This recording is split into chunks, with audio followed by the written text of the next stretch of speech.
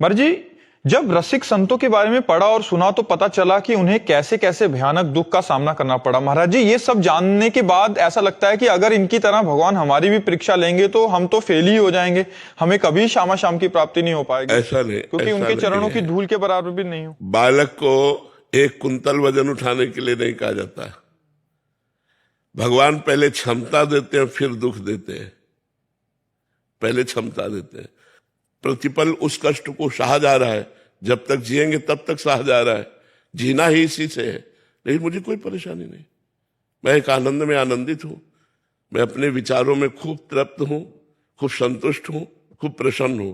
शरीर की कोई परवाह नहीं है। भगवान ने पहले शरीर से बेपरवाह किया और फिर शरीर का रोग दिया। अगर हम अभी अपने रोग में आ जाए तो हम सैया पे पड़े रहें, उठ के बैठने लायक ना रहे। ये भागवती क्षमता है, सांसारिक क्षमता नहीं है। शरीर बल से युक्त है। हम ये आपको बताना चाहते हैं, जिस दुख से आप दुखी होकर के, जिस भय से आप भयभीत होकर के भगवत मार्ग में चढ़ने के लिए आप कमजोर बन रहे हैं, उसी को मैं पुष्ट कर रहा हूं। ऐसा नहीं है कि भगवान दुख दे देते और सड़ता रहता है। भगवान दुख देते हैं 100 ग्राम और सुख देते हैं 1 किलो। 100 ग्राम के ऊपर 900 ग्राम चढ़ा रहता है, इसलिए आनंद में मगन रहते हैं। हम प्रतिपल आनंदित हैं। तुम शायद उतना आनंदित नहीं होगे, स्वस्थ होते हुए भी तुम उतना आनंदित नहीं होगे, अस्वस्थ होते हुए हम जितना आनंदित हैं। हम अपने आनंद की बात नहीं कह सकते। हर समय मैं आनंद में डूबा रहता हूं।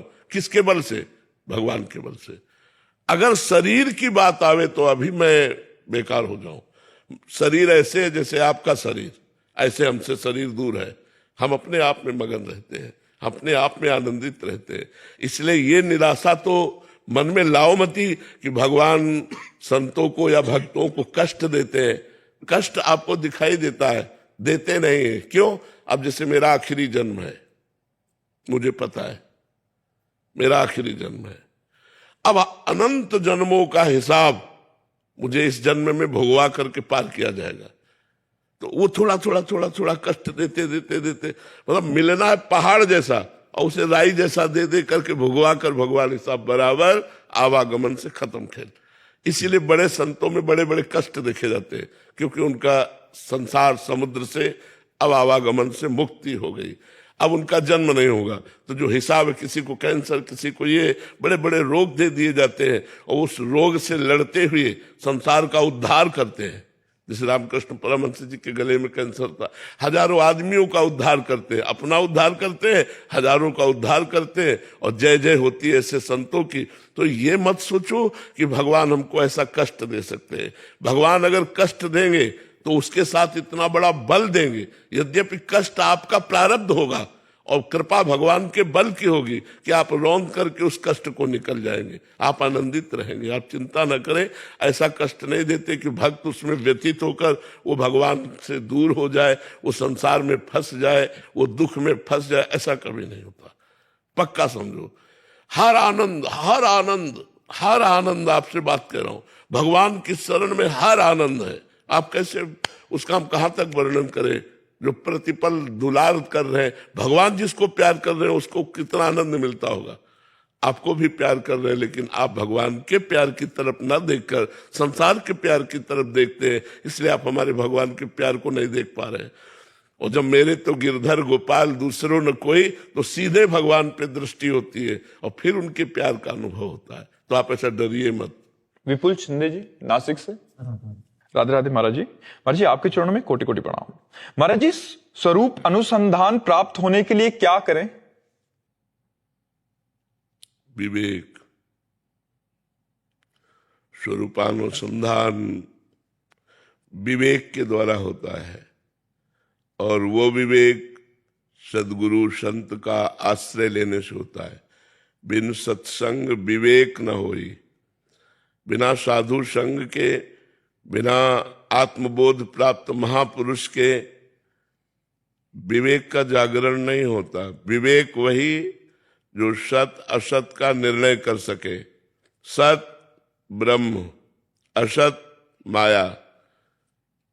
उमा कहूं मैं अनुभव अपना, सत हरि भजन जगत सब सपना। जब विवेक जागृत होगा तो जगत स्वाप्निक लगने लगेगा। जैसे स्वप्न के पदार्थ जगने पर झूठे नजर आते हैं, स्वप्न में नहीं, ऐसे विवेक हो जाने पर जगत की जितनी मान प्रतिष्ठा वाहवाही सुख सामग्री भोग सामग्री ये सब मिथ्या नजर आने लगती है। स्वरूपानुसंधान के लिए सबसे पहली आवश्यकता है सत असत का ज्ञान विवेक, वो साधु संग से प्राप्त होता है। दूसरा, समस्त भोगों से वैराग्य, लोक परलोक के समस्त भोगों से वैराग्य। क्योंकि जब तक हम शरीर भाव में रहेंगे तब तक मन और इंद्रियों की गुलामी के कारण जो मन इंद्रियां कहेंगी उन भोगों को हम भोगते रहेंगे, और जब तक हम भोग भोगते रहेंगे तब तक कर्ता और भोगता रहेंगे, स्वरूपानुसंधान नहीं हो सकता।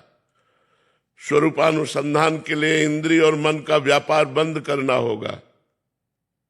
तपस्या और भजन के बल से विवेक के द्वारा जाने हुए सत्य में स्थित होना पड़ेगा और असत का त्याग करना पड़ेगा। इसे कहते हैं लोक और परलोक के भोगों का वैराग्य। तीसरा, षट संपत्ति। पहला, शम, इंद्रियों का भोगों से हटाना। दम, मन का अपने वश में करना। उपरति, भोगों के समीप रहने पर भी भोगने की इच्छा ना होना।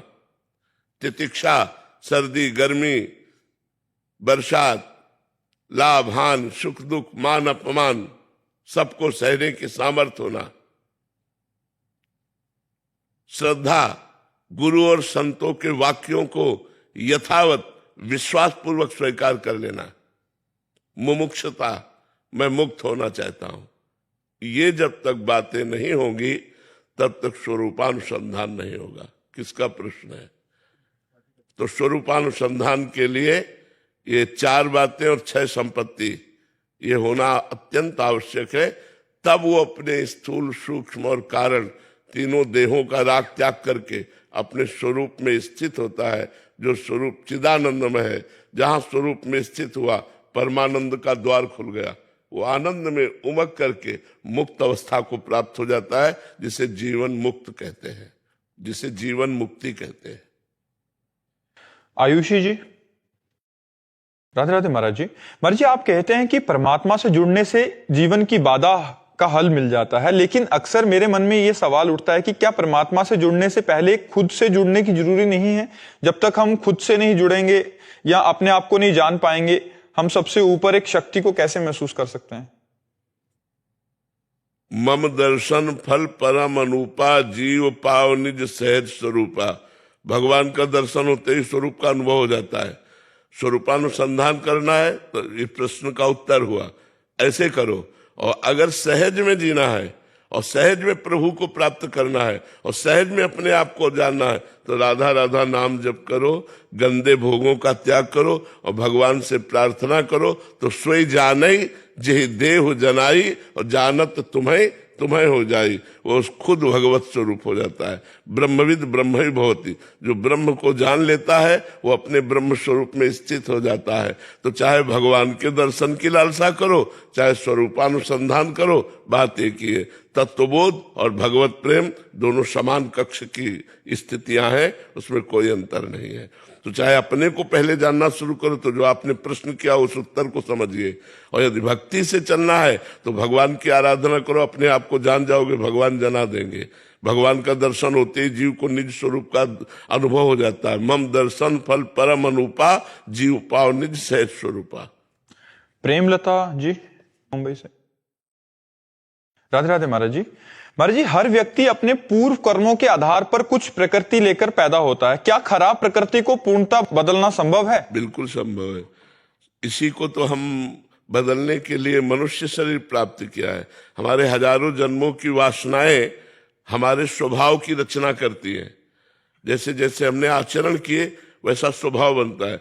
जैसे किसी किसी के आचरणों से ऐसा स्वभाव बन जाता है, क्रूरता, आक्रामक स्वभाव, हिंसक स्वभाव। वो जो हमारे क्रियाएं होती हैं, जो हमारी कामनाएं होती है, जो हमारे संकल्प होते हैं, जो हमारी वासनाएं होती है, वो हमारे स्वभाव की रचना करती है। अब यदि हमारे भागवतिक स्वभाव अभी हो जाए तो हमारा जीवन कल्याणमय हो जाए। अब दुर्वासनाओं के कारण हम भागवतिक स्वभाव बनाना चाहते हैं, पर दुर्वासनाएं में बार बार फेल कर देती है, बार बार हमें वासनाओं में गिरा देती हैं। अब हमको खड़ा होना पड़ेगा कमर कस के, मर चाहे जाऊं अधर्म युक्त भोग नहीं भोगूंगा, खड़ा होना पड़ेगा। ये फिसड्डी स्वभाव से नहीं होगा, आज कसम खाई कल तोड़ दिया, ऐसे नहीं परमार्थ में चला जाता। परमार्थ में चला जाता है आज मैंने नियम लिया है, अब इस नियम का प्राणपण से निर्वाह करूंगा, मर चाहे जाऊं नियम नहीं तोड़ूंगा। ऐसा जिद्दी स्वभाव वाला माया पर विजय प्राप्त करता है। काम क्रोध आदि दोषों पर विजय प्राप्त करना कोई खिलवाड़ नहीं है। तो अपने स्वभाव को बदलने के लिए ही तो हमें मानवदेह मिली है। हमको चाहिए संत सदगुरुदेव की शरण में हो करके उनके द्वारा बताए हुए साधना के मार्ग से हम भगवान की प्राप्ति करें, भगवान का स्वरूप जाने और इस माया प्रपंच से मुक्त हो। नहीं बड़ी दुर्गति है, आज हम मनुष्य हैं, कपड़ा पहने बैठे, लेकिन कितने जीव ठंडी में ठंड का दुख भोग रहे हैं, कितने जीव प्यासे हैं, कितने जीव भूखे हैं, कितने जीवों को उबाल के खाया जाता है, कितने जीवों की हत्या की जाती है। देखो ना क्या संसार में हो रहा है। तो हम ही अगर कर्म बिगड़ गए तो बकरा बनेंगे, मुर्गा बनेंगे, गाय बनेंगे, भैंस बनेंगे, और ये राक्षसी बुद्धि वाले लोग काट काट के खाएंगे। इसलिए भजन करो और इस माया से मुक्त हो जाओ। और चिदानंद भगवान यही थोड़ी लोग है। अब जैसे एक गांव का आदमी ना जानता हो तो क्या जानता है मृत्यु लोक में एक अमेरिका भी है। लेकिन आप लोग पढ़े हुए तो आपको पता है हर देश है। ऐसे ही केवल मृत्यु लोक नहीं है, स्वर्ग लोक है, महालोक है, जन लोक है, तप लोक है, सत्य लोक है, अतल वितल महातल तलातल रसातल पाताल, ये लोक है। अगर हम भजन करें तो इसमें क्यों आएंगे, इस गंदे लोक में जहां बार बार जन्मना, बार बार मरना, नाना प्रकार के भोगों की वासनाओं में पिसना, नाना प्रकार के दुख, शरीर रोग से ग्रसित, मानसिक चिंताएं। हम ऐसे लोक में जाएंगे जहां आनंद है। अगर और भजन कर लेंगे तो भगवान को प्राप्त हो जाएंगे। तो मनुष्य जीवन मिला ही उन्नति के लिए है, लेकिन हम लोग सांसारिक उन्नति को ही मान करके संतुष्ट हो जाते हैं और आध्यात्मिक उन्नति की तरफ ध्यान नहीं देते। और सांसारिक उन्नति जितनी होती सब यहीं की यहीं धरी रह जाती है। आपका चाहे जितना नाम हो, आपकी चाहे जितनी संपत्ति हो, आप चाहे जितने वैभवशाली हो, मरोगे तो तुम्हारे साथ कुछ जाएगा क्या। अब नया शरीर मिला तो पुराने शरीर की वाहवाही किस काम की रह गई। तो इसलिए नाम जप करो और अच्छे स्वभाव की रचना करो, शास्त्र स्वाध्याय करके, संतों का संग करके, गंदे आचरणों का त्याग करके हम अच्छे आदमी बने।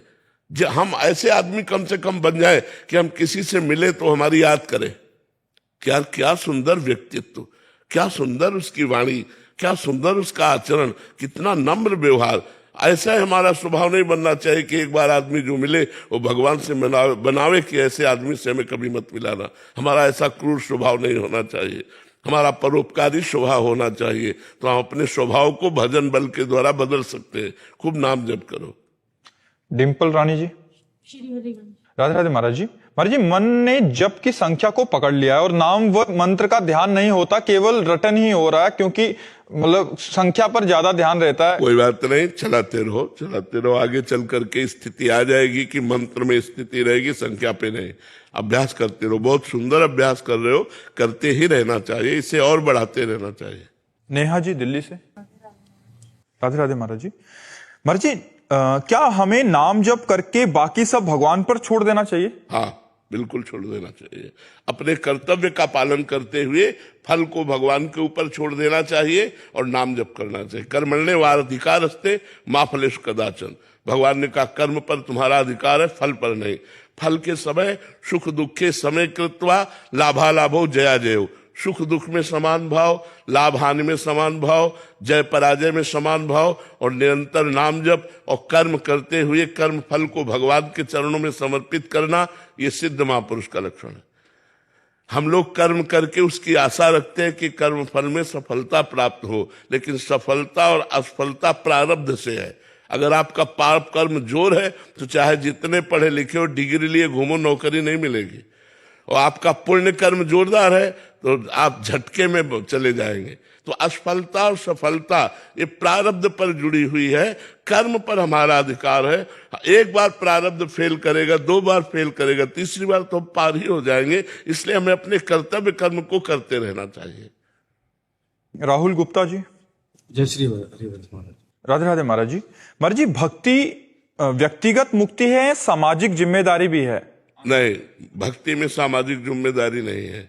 भक्ति जब हम व्यक्तिगत करते हैं तो समाज का अपने आप कल्याण होता है। जैसे हम इत्र की शीशी फोड़ दें तो सुगंध अपने आप फैल जाएगी, सुगंध सबको मिल जाएगी।